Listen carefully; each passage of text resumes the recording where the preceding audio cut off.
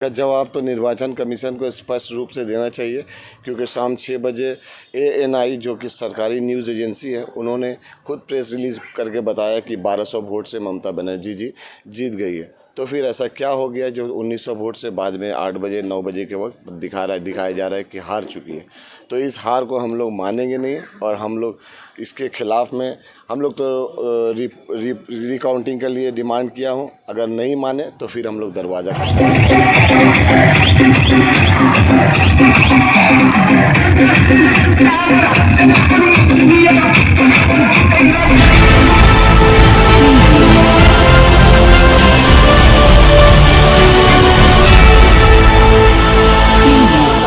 सभी का जनता टीवी हिंदुस्तान में स्वागत है। आज जैसा कि जानते हैं 294 सीटों का रिजल्ट आया है, जिसमें तृणमूल कांग्रेस को सबसे ज़्यादा सीटें मिली है और तीसरी बार सरकार बनाने जा रही है। लेकिन इसके साथ साथ एक और दुख की बात है कि ममता बनर्जी को जीत पहले डिक्लेयर कर दिया गया था, बाद में क्या हुआ है कि उन्हें हार दिखाई गई। इसी सिलसिले में हम बात करेंगे कि दिन भर लोग जो खुश थे आखिर में आके थोड़ा गमज़दा हो गए। इसी सिलसिले में हम बात करें, हमारे साथ शेख नईमुद्दीन साहब है और भी सरवण सिंह सीमा जी हैं और भी कई दोस्त हैं, उनसे हम बात करके जानेंगे। दादा, आज जो खुशी थी और खुशी में रंग में भंग जिसको बोलते हैं, वो हुआ ऐसा तो नहीं है जैसे बिहार में हुआ था। वहाँ तेजस्वी कई सीटों पे जीत रहे थे, फिर आखिर में रिकाउंटिंग करके उन्हें हराया गया। तो क्या लगता है ऐसे ही हुआ है कुछ? ममता बनर्जी है, कोई कल का राजनीतिविद नहीं है। तो वैसा मोदी को वो कुछ हम क्या बोले, बंगाल का दार्जिलिंग से लेके काकद्वीप तक सारा बंगाल के लोगों ने दिखा दिया है कि मोदी उसके सामने। आपके पास आएंगे, फिर हम सर से पूछ रहे हैं। सर, आज जो तृणमूल कांग्रेस को जो ये सफलता मिली, कि आप एक्सपेक्ट कर रहे थे कि इतनी सीटें से जीतने? हाँ, ये हम लोगों को तो पहले से पता था कि इसका रिजल्ट ये आने वाला था। आधार इसका जो अभी डेवलपमेंट का जो बात हुआ, जो कुछ भी किया है, ये मैंने सर आँखों पे है। हर चीज़ हम लोग समझ रहे हैं, फेस कर रहे हैं। अभी हम लोग के जो टोटल हिंदुस्तान के हिसाब से किसान आंदोलन जो चल रहा है, वो उस पर सिख लोग 350 के करीब सिख जो एक्सपायर कर गए हैं, और वहाँ पे दिल्ली से कोई सेंट्रल का कोई मिनिस्टर कोई जाने वाला नहीं है, उसको वहाँ पहुँचने तक जगह नहीं है। लेकिन यहाँ पे जितने भी मिनिस्टर हैं इन लोगों के, जो भी प्राइम मिनिस्टर से लेके आपका होम मिनिस्टर से लेके जो भी है, बड़े बड़े नड्डा जितने भी हैं, सारे यहाँ पहुँचे हुए थे। जोर लगा दिए थे कि हम लोग को 200 सीट मिलेगा। तो 200 सीट की जगह 100 नहीं कर सके। क्या चीज़ का बात करते हैं लोग? जो बोल रहा है कि मैं प्रधानमंत्री हूँ यहाँ का, उसको सर पूरा हिंदुस्तान के आदमी ने चुना है, चुन के उसको लेके आए हैं। उसको अपने पंजाब का, हरियाणा का, हिमाचल का और हर जगह का जितना आदमी, किसान बैठा हुआ है, बुजुर्ग बैठा है, बच्चा बैठा है, वहाँ उसको जाने का टाइम, इलेक्शन में जीतने का टाइम है। तो ये चीज़ सामने नज़र आ रहा है। आज दीदी इतना कुछ आगे बढ़ के जो लाखों में जीतती थी, सब कुछ करती थी, आज 1800 1900 जो भी वोट होता है उस हिसाब से वो हार गई। ये तो सारा गॉट अप गेम है सारा कुछ। तो हम लोग अभी इलेक्शन कमीशन वाला जो मैटर है, इलेक्शन कमीशन हर चीज़ करने के लिए तैयार है, ये कर रहा है, वो कर रहा है। उधर से बीजेपी की तरफ से जो बोल रहा है उसको सुनने के लिए तैयार है, और हम लोग का आदमी मर रहा है, तकलीफ पे जा रहा है। ऑलरेडी 350 सरदार किसान जो है, वो खत्म समय नहीं है, ट्रॉली में बैठे हुए हैं। ठंड के टाइम से लेकर गर्मी आ गया, पूरा सीजन खत्म हो जा रहा है, उन लोग को देखने के लिए नहीं है। तो अभी देखिए, जो चीज़ें नेचुरली होता है, असल में दूध का दूध, पानी का पानी हो गया, ठीक है नहीं है। जितना भी ये लोग चिल्ला रहे थे कि भैया 200 लेके आएंगे, 300 लेके आएंगे, फलाना करते हैं, ठीक है, सारा सामने आ गया। जी, बहुत शुक्रिया। और आप जैसा कि जानते हैं, दुनिया की नज़र बंगाल के चुनाव पर था। ये तो स्वाभाविक है। नहीं, आप सुन लीजिए, ये मैं बता रहा हूँ, अभी पूरा वर्ल्ड कप जो है वो तो है ही है। ये जो जीत हासिल हुआ है, दीदी वाला मैटर जो तो है ही है, वो तो हम लोग को दुख है हर चीज़ का, कि जो इतने आगे बढ़ के एक एक्सीडेंट हो गया, एक्सीडेंट होने के बाद में भी वो व्हील चेयर में रह के पूरा वेस्ट बंगाल में जगह जगह पर जाके कैंपेनिंग की इस उम्र में, ठीक है। और हर चीज़ में वो आगे रही, शुरू से रही, अभी भी रही, आगे भी रही। जितना दिन वो जिंदा है, बंगाल में है, बंगाल में रहेगी, और उसको करना है। नेक्स्ट अभी पीएम वाला जो मैटर आपने बताया, पीएम वाला मैटर में जो है, देखिए, फाइट करके एक नीचे ग्राउंड लेवल से उठ के ऊपर तक आना बहुत बड़ा बात होता है। ये जो अभी जो कुछ भी घटना घटा है, जो भी यहाँ पे हुआ है, वो सारा चीज़ सारा सामने है, कोई अलग चीज़ तो है नहीं। अभी रहा बात की जो पोजीशन अभी है, वो पोजीशन आने वाला समय में और बढ़िया आ जाएगा। आप देख सकते हैं यहाँ पर लड्डू भी चल रहा है, लोग, ये खुशी और दोबारा हो जाती है दीदी जीती रहती। और जिस तरह से बिहार में तेजस्वी के साथ हुआ है, जनता के लिए जीत गई है, दीदी जीती गई है, वो हरी नहीं है। वो तो ऑलरेडी जनता के लिए जीत गई है, काउंटिंग में भी जीत गई है। मगर ये इलेक्शन कमीशन की तरफ से बोलिए ये कुछ भी घोटाला हुआ है, कहाँ से वो लोग बॉक्स लिया है बाद में और बोला ये बॉक्स हम लोग भूल गए थे, उसके बाद वो काउंटिंग होने के बाद वो लोग दिखा रहा है जो के लिए हरी। मगर हम लोग जनता के लिए, बंगाल के जनता के लिए दीदी जीत गई है, बंगाल के जनता के दिल तक जीत ली है। ममता दीदी के सामने कोई नहीं है। और इलेक्शन कमिश्नर ने जो है कहा कि जीतने के बाद रैली आप नहीं निकाल सकेंगे, जबकि ममता बनर्जी ने कहा था कि एक साथ 3 चरण का चुनाव करा दे, उसको नहीं माना, लेकिन यहाँ रैली पर पाबंदी लगा दी है। इसमें पाबंदी लगाने से तो कोई मतलब नहीं है। अब भी उन लोग को कोरोना नजर आ रहा है। खुशी का रैली आप हम लोग खुशी का रैली तो ऑलरेडी निकाले ही हैं और निकाल चुके हैं, और ये चीज़ कोई इलेक्शन कमीशन या हम लोग को नहीं रोक सकता, क्योंकि इंसान की खुशी को नहीं रोक सकते हैं ना। और ये खुशी हम लोग इजहार करके इलेक्शन कमीशन लगा ले। गफार साहब भी है, ये बताइए कि आज जो जीत हुई है आपको कैसा लग रहा है? ये जीत पूरा मगरी बंगाल का हिंदू, मुसलमान, सिख, ईसाई सबका जीत है। और ये साबित किया मगरी बंगाल के तमाम लोग, जो यहाँ के लोग अक्लमंद है, यूपी बिहार की तरह नहीं है, ये इसीलिए यहाँ अच्छा रिजल्ट हुआ है। आप जानते हैं आज पूरा हिंदुस्तान में आज जितने भी बड़े बड़े लीडर थे से लेकर बीजेपी के होम मिनिस्टर तमाम लोग आए, एक औरत, एक लेडी, और उनको आज परास्त कर दिया, हरा दिया। आज अगर मैं तो कहता हूँ कांग्रेस खत्म होना चाहिए, कांग्रेस और सीपीएम को। आज अगर इंदिरा गांधी होती, इंदिरा माने ममता बनर्जी, ममता बनर्जी माने इंदिरा, आज ये साबित कर देती। आज आप जानते हैं जो चीज़ चाहा बीजेपी मगरी बंगाल में हिंदू मुसलमान को डिवाइड करके वो नाकाम हो गया, क्योंकि मगरी बंगाल के लोग यूपी बिहार गुजरात नहीं है। मगरी बंगाल काजी नजरुल इस्लाम का बंगाल है, मगरी बंगाल नेताजी सुभाष चंद्र बोस का बंगाल है, मगरी बंगाल रवींद्रनाथ टैगोर का बंगाल है, मगरी बंगाल काजी नजरुल इस्लाम का बंगाल है। यहाँ पर हिंदू मुसलमान सिख ईसाई कुछ नहीं है, सब मिलजुल कर करेंगे। और आने वाला दिन हम कहेंगे, तमाम बड़े बड़े लीडर्स को कहेंगे कि आप लोग एक होकर ममता बनर्जी को आगे रख के नए हिंदुस्तान बनाने के जो ख्वाब है वो आप लोग तामीर करें। मुझे यकीन है कि ममता बनर्जी इस तरह बंगाल हाथ से, फिरका परस्त के हाथ से बचाया है, एक दिन हिंदुस्तान को भी फिरका परस्त के हाथ से बचाकर एक नए हिंदुस्तान बनाएंगे। खुदा हाफिज, जय हिंद। 2024 में जो चुनाव होगा लोकसभा का, दीदी क्या प्रधानमंत्री की कैंडिडेट होगी?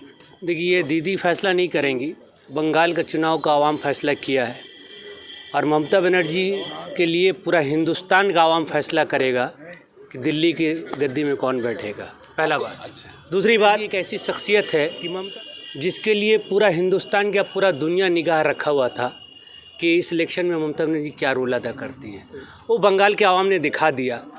और बंगाल के आवाम ने इस बात को साबित किया कि ममता बनर्जी है जिसका नाम 10 साल में हजारों काम, सिंगूर हो या दार्जिलिंग या हो नंदीग्राम, सब झगड़े को ख़त्म करे ममता है उसका नाम। वो है ममता बनर्जी। ममता बनर्जी कोई मामूली शख्सियत नहीं है। ममता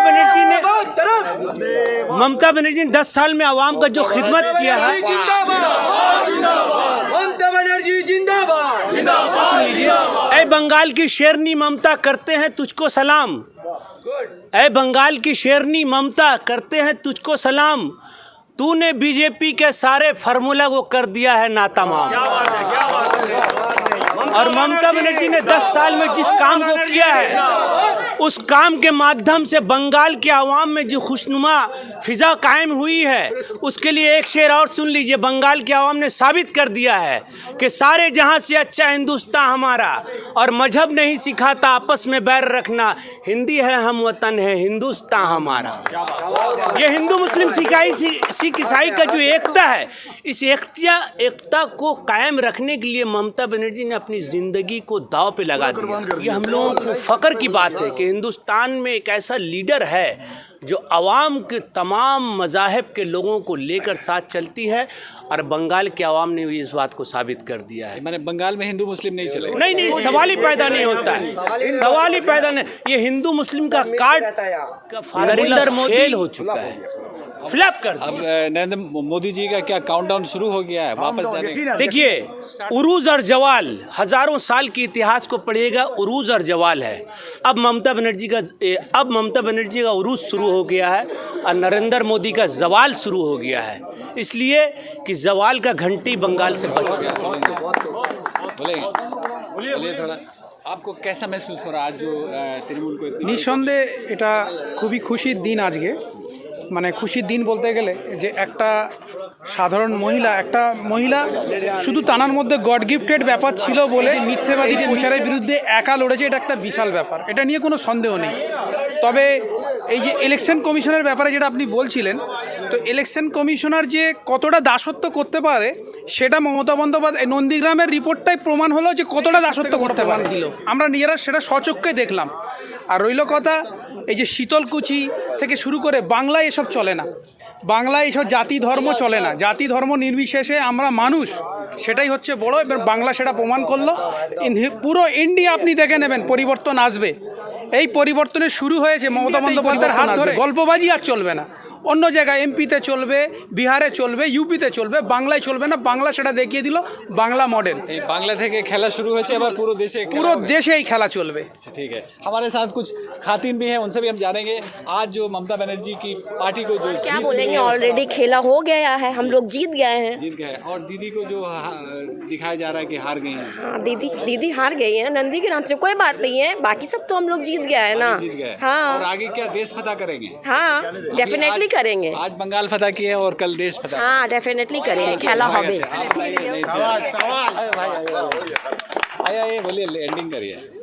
ये आपको क्या लग रहा है, दीदी जो यहाँ चीफ मिनिस्टर हैट्रिक कर रही हैं, ये है हार जीत तो अपनी जगह पर है, वो नंदीग्राम में क्या हुआ छोड़िए, दीदी फिर चीफ मिनिस्टर जो है देश को अपोजिशन में खाली है, कोई नहीं है जो एक बड़ा नेता हो, तो दीदी दिखाई दे रही है। आपको क्या लगता है कि दीदी को आगे बढ़ना चाहिए और लोगों को भी उनका साथ देना चाहिए? अभी ये वक्त नहीं है बोलने का कि देश का नेतृत्व देने का टाइम है। देश का एक मन बना ही चुका है कि मोदी के खिलाफ में कोई अगर चेहरा है तो ममता बनर्जी। पूरा दुनिया ही ये बात एक्सेप्ट कर लिया आज से। और आपको क्या लगता है, ताकत लगाई थी मोदी जी से लेके मोदी जी के कैबिनेट के जितने मिनिस्टर थे सभी आ गए थे, फिर भी नतीजा सिफर हो गया, आपको क्या मतलब इस पर कहना है? सिर्फ एक ही बात है, उनका सच्चाई। मोदी जैसा झूठ नहीं बोलना, क्या बोलता है उसको, कि मक्कारी नहीं करती।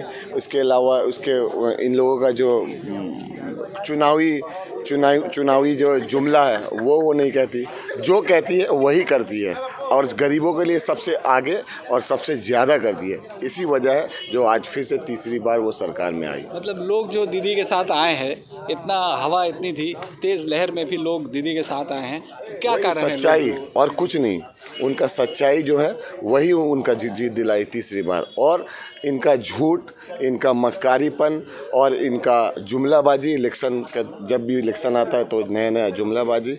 और प्रधानमंत्री देखिए टोन जो वो दीदी के खिलाफ में ओ दीदी कर रहे थे, इसका जवाब बंगाल के लोगों क्या ने लगता है आगे का स्ट्रेटजी क्या होगा? और जो विकास का काम था जैसे स्वास्थ्य साथी, ये भी कोई फैक्टर किया है? अगर देश में कोई जड़ से कोरोना को ख़त्म करेगा वो है ममता बनर्जी, शुरुआत यहीं से होगा। जी।